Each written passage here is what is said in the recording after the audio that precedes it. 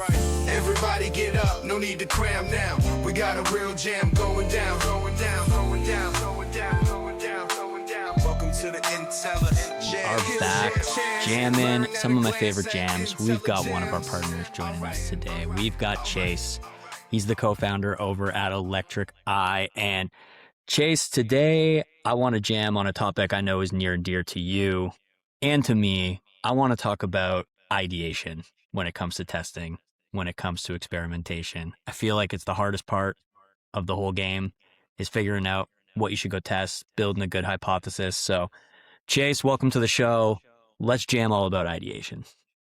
Absolutely.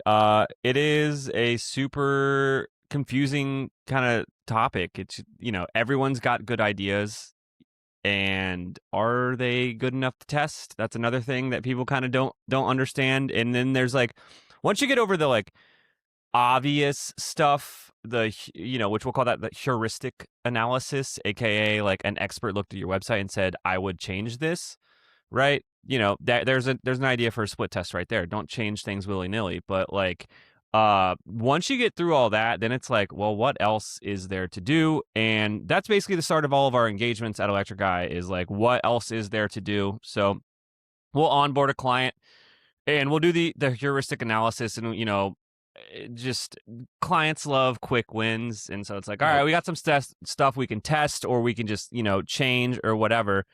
But beyond that, what is it? How do you come up with ideas? And so I'm kind of going to walk you through. There are a lot of ways to do it, and I'll give you some bonus ways at the end, but there's kind of 3 core things that we're doing right at the start of every engagement to build out kind of like a roadmap. And we use a particular framework to help with that, with all those ideas, to kind of weight them to see which one's worth testing. And probably everything I'm about to say is available online. You can go learn all this stuff yourself. You can go take a course where the course behind the framework that we use, it's a very famous and popular conversion rate optimization guy on the internet. I'm going to try to not to gate anything for the rest of the conversation. I'm going to try to just give it to the people. Amazing. All right, let's I like that you said hey, there's these quick wins, there's these heuristic things. I think if you're looking for those are kind of the easier ones to find. Chase, let's go through this this framework though. Let's go through how do we build out the rest of this roadmap, because if people who are listening to this podcast, we talk about it at Intelligems is hey, you got these plus ones, you've got the multipliers, you got the exponential stuff. It's yeah, the heuristic things, that's going to help you be the +1 quick win things. You can compound those over time. But Chase would love to dig into how do we go find those bigger, badder things to go experiment with? How do we find those great ideas? Yeah, so there is basically a core 3 things we're doing at the start of every engagement. Outside of, most clients come to us with a wish list and a gut idea about something. So we always take those into consideration, and they end up on this spreadsheet. But what we're doing is, first, we're installing some sort of surveying tool. Zigpool is our favorite to use right now. And we've got some specific customer questions that we're asking. And so, one, we're getting feedback straight from the customers, usually through a post-purchase survey. And then also we'll probably ask the same questions in an email survey. And you can actually break down your email survey into particular cohorts and maybe alter the questions a bit. So for example, if you have a whale segment of customers, these spend a lot of money, maybe you want to ask them some different questions than maybe first-time purchasers. But customer surveys, just so much good will come out of that. So that's the first thing we're launching, right? And then the next thing we're doing is we are diving into analytics, diving into GA4. Historically, that connection was bad. So we were using a tool called Slide Rule Analytics to basically make all of the actions that are happening in Shopify match what's happening in GA4, and specifically just the numbers were way more accurate. So then you could actually use GA4 as a cool tool. Just 2 weeks ago, actually, I got an email from Google. I'm pretty sure everybody got an email from Google that said, hey, we're going to make this integration better. So maybe the GA4 Shopify integration gets a lot better here soon.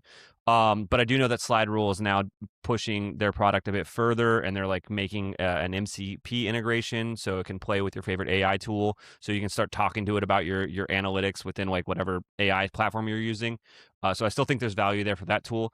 And so just to recap, it was surveys, it was analytics, and then hitting the nail on the head with the most basic named product in the world, heatmap.com. We love heat maps. Heatmap.com goes on every client store. There's Clarity out there. There's Hotjar. Clarity's free. That's cool. Hotjar is, an old school one in the game, and it does work.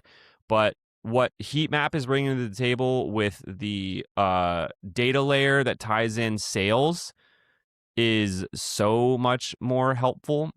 Yeah. And so between those three things, analytics, surveys, and heat maps, it takes a couple weeks depending on the velocity of like the brand's sales. So like if they're selling a lot, and I'm saying you're up into 100 millions, you can probably get data back in a couple, in a week or two. But if you're, doing $5 million, it might take 2, 3, 4, 5 weeks to get enough data back from this to really start to see patterns and stuff. We're huge proponents in using AI to start to look for sentiment analysis behind kind of the stuff you're getting from surveys. As I kind of alluded to earlier, the MCP stuff, we are integrating all of our favorite tools, including Intelligems. I was just in the Slack not arguing, but saying, how's this work? But we bring everything in there. But so you get all this data from those three sources, right? Now, Alex, I know you have questions, and I'm going to dodge an obvious question like, well, how do I turn this data into like a hypothesis? But do you have any questions about anything else about what I just said? There are a few things, but I do want you to answer that question. But like a few things here, and I think where I want to dig in the most with you is on the surveying side, because I think there's a lot of like tactical value that listeners can get into from there. But yeah, I couldn't agree more on like connecting the different tools with the MCP. I think a lot of times when people are thinking about testing or experimenting, they kind of go to kind of like the obvious players to connect in with the MCPs to kind of have those sensors. But like the more you connect in, the more you know about the business. Just like you said, heat map is great because it's bringing in the sales data. It's like the more you can bring in from what's happening with your ads, the more you can bring in with what's happening on like if you're on other platforms, like, hey, what's happening on Amazon, what's happening over here, like the more you can kind of learn about the business holistically. So I love that. I want to dig in on the survey thing. I also want to get your thoughts on some like gut ideas and like how good can your gut actually be. But let's go to that obvious one of let's go to the obvious one first. Would that be the survey question? We can go there. You were also talking about like, hey, how do I actually turn all of this into a hypothesis? Like, hey, I have all this information. Like, how do I actually comb through that to build a strong hypothesis to test? The answer to that is you go back to school. Like literally, you have to go learn what you're looking for this stuff. And so there's a great course on CRO out there at a website called CXL. And I'm going to get into the framework that we use for weighting the ideas for our tests, which is actually a framework that was developed by a gentleman over there. So the framework is called PXL. And you can just Google PXL framework and you'll find the article on that website, and you can copy their Google sheet free of charge. Like they give away a lot of information here. But this PXL framework, it basically, if you've heard of the ICE framework on how to prioritize stuff, impact, confidence, and ease, it's basically that on steroids specifically for conversion rate optimization. And so one of the kind of downsides to the ICE framework is that it was really kind of like based on your gut feeling, so it's like weighted between 1 and 10, and it's kind of just like, well, how are you feeling that day, right? Those numbers aren't based on anything. So what this framework pulled out, it was like, all right, well, what are those particular things? And then like, can we find binary attributes within this hypothesis that actually weight this for us? So there are some great questions in there. For example, is this above the fold? Does this impact, XYZ? So you'll see those questions in that framework. And so it really starts to help you. If you're not having a problem with coming up with ideas, but you're having a problem figuring out which idea to action on, this framework document will help you a lot.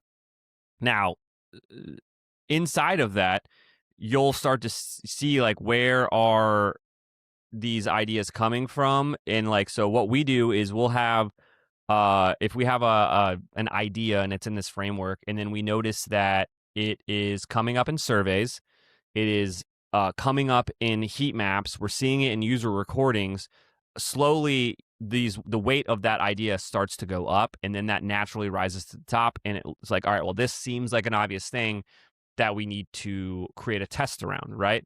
So with that framework, it's like just because you have a hypothesis doesn't mean you have the solution. So there is a connection you have to draw there. So like we found this problem on our website. We think this is the solution. And then you have to go and test the solution. And that's where Intelligems comes in great, right? You got it's just a straight up A/B test on most parts for those types of things. And I'm getting so far away from your question, but like the one thing about like doing this for a long time is like not every test is like a winner, but as long as it's not a loser, that's like more important. You just want to make sure that you're protecting your sales and your profit, and you're not implementing a half-baked idea. I think that happens more often, of people like rushing to implement half-baked ideas that are actually damaging the UX of the website, versus you will get these home runs, and that's what makes all of this worth it. But most of the time you're going to see a test that's flat, and then you're going to see like, oh, we shouldn't launch that. We definitely missed the mark there on something that's damaging the current experience. So let's go back to the drawing board and figure out why this isn't working, and then try again. Yeah. And you said like, hey, it can be damaging. Something that I find myself saying a lot lately is like, hey, you wanna test the plan rather than just plan the tests. And what I mean by that is like when you just plan the test, you can fill a roadmap with like a gajillion ideas and just take like a bunch of swings. But like you were saying here is if you test the plan, it's like, hey, these are the directions I'm going in. This is what my customers are telling me. Like you can actually aim this instead of just being like, hey, I'm gonna kind of have like a spray and pray technique with everything. Exactly. Here, so. And if you put that laundry list of ideas that you just mentioned into this PXL framework, it'll then kind of force you to go back into the data and find supporting evidence for these ideas that you have. Yeah, and actually maybe that's a good transition into like when you said, hey, a lot of these engagements we get started with like someone coming in, the founder, the CMO, someone has like a few gut ideas. Like where do those ideas like usually center around? Like, are they actually like conversion ideas? Are they more kind of like, hey, I believe if X, Y, or Z could happen, it could change the business? Like, what does that gut usually look like when they're first coming to talk to you? Yeah, I mean, it's really simply, there is friction at some point in the purchase journey. So their customer is experiencing friction. So that usually FUD is a fun thing to talk about. It usually is in some way, shape, or form, the customer is experiencing fear, uncertainty, or doubt that the problem that they're trying to solve will actually be solved by the product that you're trying to sell them.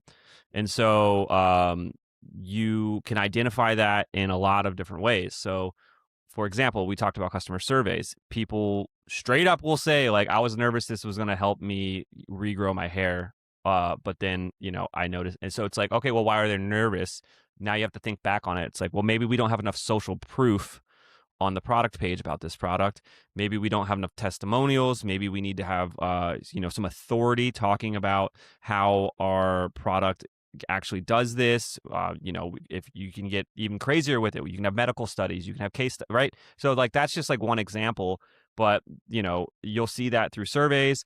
Another bonus place that you can go and get ideas for testing is you can go and just export all of your reviews, and you can run those through AVI, and you can get some sentiment analysis there on like what people are saying. And there's also like, the transformative, like I felt X and now I feel Y because I purchased the product. That tells you so much information. But I have already lost the plot. I forgot what your original question was. Basically the original question was around, hey, people come in with these gut ideas and like trying to get an idea. Cause like as I taught, like similar to you, we have these conversations all the time. And like, I think a lot of times people come in and they're like, well, how much should I be testing? How many tests should I run? And like, I get a lot of questions around like volume. And I don't want to rely on, like, this is going to sound weird coming from someone like from a testing tool, is like, I don't want to only rely on gut ideas, but gut ideas, like all those anecdotal things are usually based on something. Like you've been they're in seeing it for so long that you're feeling something. You might not yeah be able to point it specifically, but like, something's there. Yeah, they're seeing patterns because they're just entrenched in the business, and those like that gut feeling is good. And so I keep talking about this spreadsheet and this framework. Just go Google PXL and it'll make more sense to you. But like every idea should end up on that spreadsheet at some point, and then as you get more data and as the data starts to agree with some of these hypotheses, this stuff really starts to make its way to the top, and it gets weighted well, and you kind of know what your next couple things should be. But back to kind of just that the founder's gut. I mean, we are asking people during kickoff calls. It's like, what is your wish list, or what, like, where is the most pain for you right now? And you'll hear very specific stuff, because if it's on the mind of the founder, there's a reason why. And so then it's like, it's come up during conversations with customers, or if they've seen enough of this within, another great place to mine ideas is your customer service tickets. Like, you can get a lot of great ideas out of that. But they'll definitely kind of bring things to you. And like, I think like one thing maybe worth mentioning here on this jam is like, CRO isn't changing button colors. That's like the biggest mistake you can think about this. It's like it's a lot of copy, it's a lot of layout, it's a lot of journey, it's a lot of offer design. Like, that's where you're getting true CRO. Like, for example, when we're looking to raise average order value on products that are potentially like consumable, let's just say it's a cookie company, right? There's no good way to bundle cookies, but all right, out of the box, there's no good way to bundle cookies on Shopify, but everyone wants to buy more of consumables. And so if you create a more intuitive, which by intuitive I mean just easy to use bundle builder to sell more of your products to somebody with an offer that seems valuable to them, you will increase your average order value, right? And so then you could just test. And then if you wanted to bring that into a split test, it's just like, all right, just test the website without the bundle builder you just created versus with the bundle builder, and see what impact it has on AOV. I'm going to guess it's probably going to go up.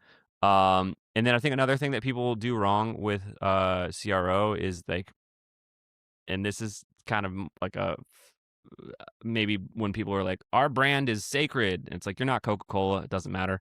Like, you can test a half-baked idea. Only a couple hundred people are going to see it. But if that idea is working, then you go and get the resources to do it the right way. Two things you said in there that I couldn't agree with more is like that last thing. I call it nibble in before you bite, right? Is like, hey, I'm not saying you need to go make this like massive sweeping change to everyone. Like, let's truly experiment with it. Let's go carve out a subset of the traffic. Let's go see what's going on. Let's prove there's something here. Let's gain confidence in it. And then we can actually put like more resources, more like of the design, the brand team to this before it goes into like the full rollout. And when you were talking about like, hey, CRO isn't button colors, I found myself using this term like growth experimentation more often, because like even when your definition there, you're like, hey, CRO, and then we start talking about AOV, and like CRO by definition is like conversion rate optimization. Oh, dude, it's like, the hey, worst name. It's the worst name in the world. I literally, eventually I will continue on with my ebook, but like there's a whole thing in there where it's a whole page where I'm just ranting. It's the worst named thing ever. I'm going to do CRO for you, but we're going to get higher AOVs. We're going to boost profit per visitor. We're going to like do all these different things. Like even in the bundle builder there, it's like, let's just rip this as like, hey, one theme has the bundle builder, one doesn't. Like, let people go between these two places. And it's like, I'm not targeting conversion there. I'm targeting like, I actually want larger purchase value. I want higher profitability. I want a certain type of customer. And I think like experimenting allows you to do these things. And I don't know, similar to you, I think it's a bad name. It puts us in a box. It even has some baggage associated with it to some extent. Yeah, well, I mean, it is the name comes from the early 90s before people were even buying online, and then it got co-opted by e-commerce. But basically, at the end of the day, like when a user takes the action that you want them to do in computer science, that is a conversion. Now, fast forward, like the action we want people to take is click a button. Button click could be the conversion metric you're looking for, right? It could be a page view. It could be a form submit. All of those are successful conversions in the eyes of computer science. Now, fast forward 20 years, we have, Shopify stores, and Shopify store has this number called conversion rate, which is kind of an industry standard at this point. And then now you got conversion rate optimization. So a lot of people just kind of like narrow in on just that number, which it's like, yeah, that could go up, or you could just like raise your average order value and like make way more money. My favorite straw man argument is like, you want your conversion rate to go up? Put your price to 0. I can get that conversion real high if I just make your products free. It's not really the end game, Yeah. I think revenue per visitor is the like one that a lot of people should really start to like focus on. Hell yeah. All right. Last question before I let you go here, Chase.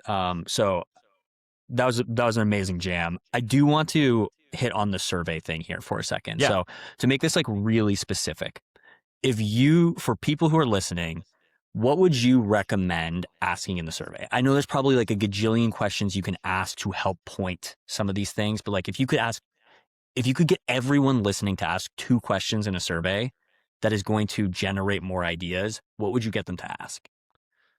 Yeah, I would say if you're going to do a post-purchase survey, you can ask, the one question I'd ask there is there anything that almost stopped you from buying today? And also with any sort of surveying, we're not looking for a net promoter score here. There's zero choose your own adventure. It's all open-ended questions. You want it in the customer's own language, and you don't want to ask a leading question. You just kind of want to make it just to hear what they have to say. So on post-purchase, they've already bought. So I would say, is there anything today that made you almost not buy? Or, you can make that better English. I don't have our questions right in front of me, so this is off the top of my head. Another thing that you could do, if you wanted to do kind of you can do like exit intent questions on websites, and it's like if someone's going to leave, and you can have a pop up, you can be like, what would you need to see here today to purchase, right? And you'll get a lot of like, oh, make it cheaper or a discount, like, Yeah. but you might see some other stuff like, oh, your competitor's made in America, right? And then you're like, well, we are made in America. What are you talking about, right? But it's nowhere on your PDP, so you'll learn some cool stuff. Those are 2 good questions. And that like, hey, we are this. When you were talking about FUD before, fear, uncertainty, doubt, like a lot of times, like, yeah, you can put things on your page, but this is why I was saying like when you connect things in together, it becomes really strong, is because it could just be that a strong competitor or someone with a big share of the voice is saying a particular thing, which is actually creating like a standard in the industry that you sell into. And it's like, hey, someone else is sowing fear, uncertainty, doubt about what your product is offering to strengthen their own. So it's like, it's not even necessarily about you in a vacuum. It's about like all the alternatives that exist out there. Yeah, and it's funny, you will get a lot of information back from these people. Basically, it'll almost be frustrating where it's like, that information is on our website. So that's like your immediate response. But then you go, I guess we're not doing a good job of showing them where it is or educating along the way. So then now you're like, okay, the hard part's done. You have the information. Great. Now figure out more intuitive ways to share that information with the customer pre-purchase. Love it. All right. Hopefully everyone listening now has some ideas or is now inspired to go figure out how to build the best ideas to go test. Chase, before I let you go, where can the people get more Chase? You've got your own podcast, Twitter, LinkedIn. Where's the plugs for getting more Chase? Yeah, absolutely. If you're listening to this and it sounds like we know what we're talking about and you want to talk to us about CRO, reach out, electriceye.io schedule a call with Paul. And if you mention you heard me on this Intelligems jam, I can probably get you hooked up with a free diagnostic or two before my business partner Sean finds out. So do that quickly. But if you just like the sound of my voice, you can head on over to honestecommerce.com or subscribe on whatever podcasting apparatus that you like to use. The full videos are up on YouTube. But yeah, those are some great places to get a hold of me. We'll get the pod and a link to the agency in the show notes so everyone can take a look. Chase, thank you so much, man. Absolutely. Thanks for having me, Alex.